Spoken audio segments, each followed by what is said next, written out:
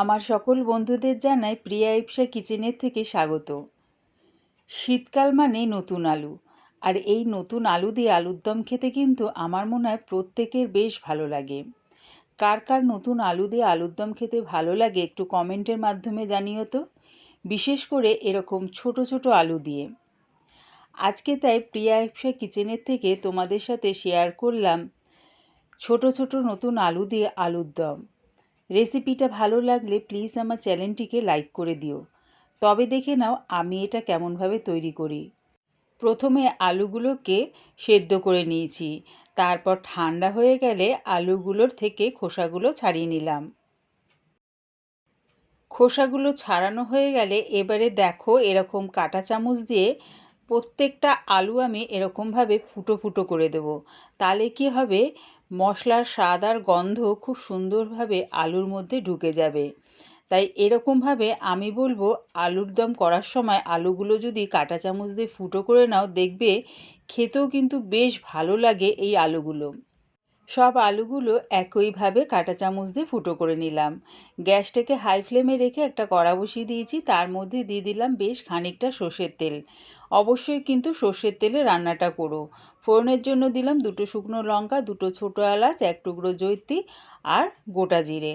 যখন দেখবে ফোড়নটা একটু ভাজা ভাজা হয়ে গেছে তখন দিয়ে দিলাম 2 বড় সাইজের পেঁয়াজ কুচি। পেঁয়াজটা একটু ভেজে নিয়ে দিয়ে দিলাম 1 চামচ আদা রসুন পেস্ট। আদা রসুনের পেস্টের কাঁচা গন্ধটা যাওয়া পর্যন্ত পেঁয়াজের সাথে কষিয়ে নিলাম। এবারে দিয়ে দিলাম 2 মাঝারি সাইজের টমেটো পেস্ট, দিলাম 1/2 চামচ জিরের গুঁড়ো, আন্দাজ করে হলুদ গুঁড়ো, 1 চামচ ধনের গুঁড়ো, 1 চামচ লঙ্কার গুঁড়ো, ঝালটা নিজেদের স্বাদ অনুযায়ী ব্যবহার করো। আর কালারের জন্য দিলাম 1/2 চামচ কাশ্মীরি লঙ্কার গুঁড়ো। দিলাম মশলা ধোয়া জল। সব কিছু এবারে ভালো করে কষিয়ে নিলাম। গুঁড়ো মশলাগুলো দিয়ে মশলাটাকে একটু কষিয়ে নিয়ে দিয়ে দিলাম স্বাদ অনুযায়ী নুন। নুনটা দিয়ে মশলাটাকে ভালো করে কষিয়ে নিলাম। যখন দেখবে এরকম তেলটা ছেড়ে দিয়েছে তখন গ্যাসটাকে লোতে রেখে 3 চামচের মতন ফ্যাটানো টক দই দিয়ে দিলাম। টক দইটা দিয়ে আবারও ভালো করে কষিয়ে নিয়ে দিয়ে দিলাম মটরশুঁটি, 1/2 চামচ গরম মশলা গুঁড়ো, 1/2 চামচ চিনি, দিয়ে দিলাম সেদ্ধ করা আলুগুলো। আলুটা দিয়ে মশলার সাথে 2 থেকে 3 মিনিটের জন্য কষিয়ে নিলাম। ভালো করে কষিয়ে নিয়ে দিয়ে দিলাম খানিকটা জল।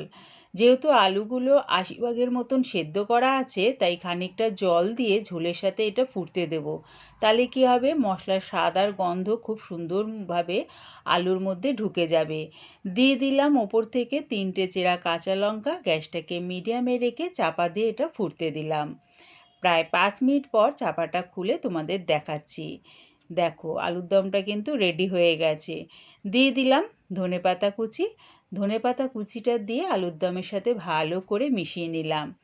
একবার হলো আমার মতন করে এরকম নতুন আলু দিয়ে আলুর দম খেয়ে দেখো, দারুণ খেতে লাগে।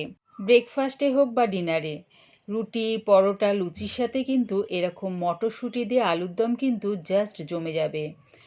আমার এই পুরো ভিডিওটা দেখার জন্যে প্রিয়া ইপসা কিচেনের থেকে তোমাদের সবাইকে অনেক ভালোবাসা রইল। আমি এটা পরিবেশন করলাম ফুলকো ফুলকো লুচি দিয়ে। রেসিপিটা ভালো লাগলে প্লিজ আমার চ্যানেলটিকে সাবস্ক্রাইব করে দিও।